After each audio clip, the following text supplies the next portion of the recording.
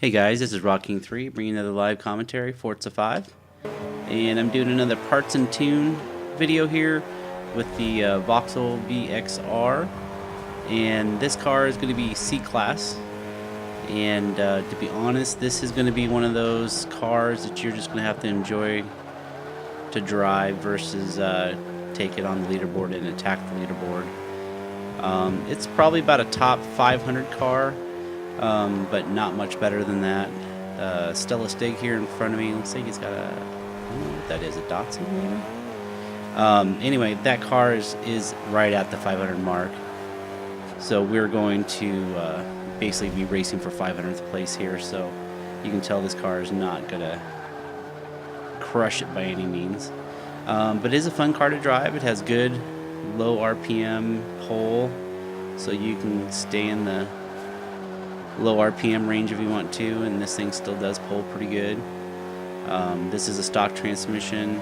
I had to give up the transmission for everything else that I wanted to put onto it. It was a really difficult car to get to become a good turning car, and it's still not great, but it's a lot better than what it was when I first started driving it. I left it a front-wheel drive car, so that's going to be a little bit different than what I typically do. But it's a pretty decent car. It handles okay. It's got good acceleration for a C-Class front-wheel drive car. If I could get it to handle a little bit better, it would be a lot better, but couldn't afford to put the race tires on.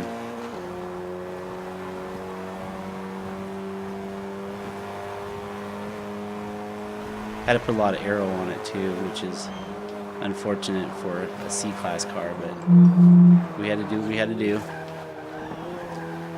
So it looks like we're gonna be really close to the top 500 here. Maybe not crushing it.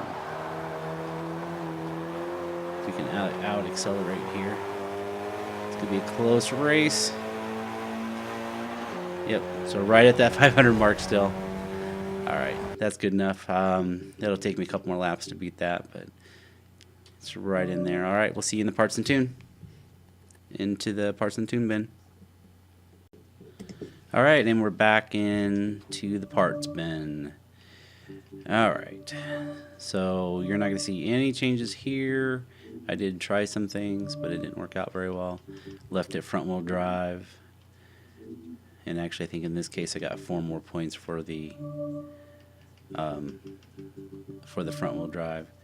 And I do not have any. Everything here is going to be stock.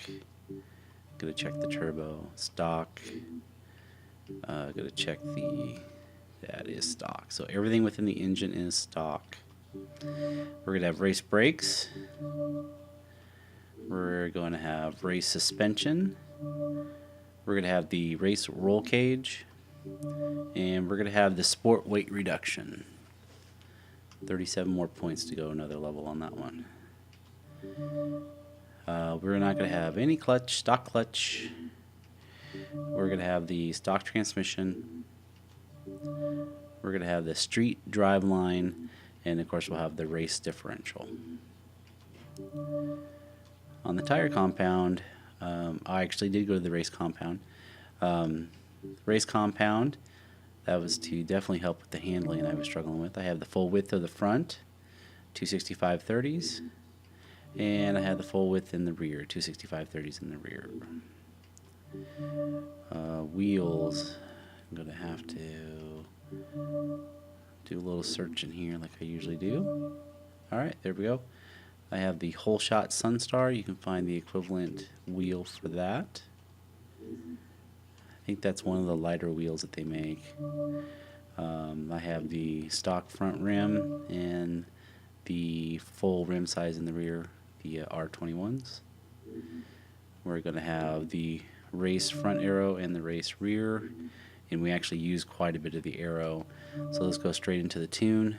Those should be 29, and we have the stock transmission. This actually made it turn in a little bit better. It had a little bit of understeer. We have -2.1, -1.8 on the camber, and we have 0.1 on the toe front and rear, and 5.6 front caster. these have been moved around quite a bit, but they kind of evened out.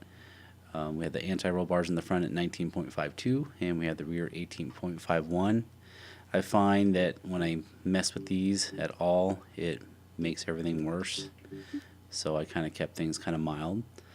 Springs I have 706.3, and in the rear I have 684.8. And I kept the ride height pretty high because it's a pretty low car to begin with. I think I still bottomed out on Prague one time. Rebound stiffness, a little bit lighter than usual, 6.8 and 6.6. You can see I'm going really average with everything. Bump stiffness is front 1.8 and the rear is 4.7. And I have a lot of aero on it. On the front I have 100, and on the rear I have 140. I really don't like to use that much, but I found that I had to use it.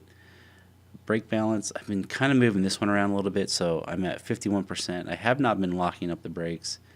I was at 53%, but now that I went down a little bit, it seems to balance out pretty good. And I have 37% on acceleration in the front and 0 deceleration in the back.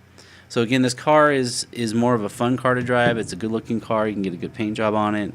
It is not a leaderboard killer by any means, but enjoy it, have fun with it, and use it for a change of pace, or if you've been beating everybody down, pull that out and just kind of race it nice and easy. It's not a car that you push really hard. Thanks a lot for watching, guys, and we'll catch you in the next one. Later.